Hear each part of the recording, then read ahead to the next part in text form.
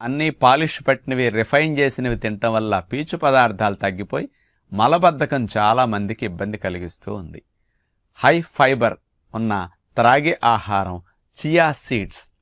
మనకి 35 నుంచి 40 గ్రాముల పీచులు కావాలి, కానీ 100 గ్రాముల చియా సీడ్స్లోనే 34 గ్రాములు ఫైబర్ ఉందన్నమాట. ఈ చియా సీడ్స్ని ఒక 2 స్పూన్లు కానీ 3 స్పూన్లు కానీ తీసుకుని ఒక గ్లాసు నీళ్ళల్లో వేసేసి ఒక గంట సేపు ఉంచేస్తే సబ్జా గింజలు నానినట్టుగా నాని ఉబ్బుతాయి చక్కగా.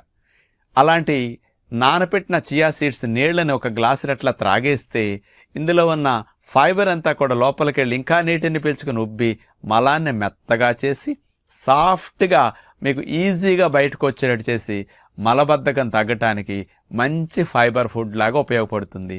ప్రేగుల్లో గుడ్ బ్యాక్టీరియా పెరగటానికి కూడా చియా సీడ్స్ చాలా మంచిది.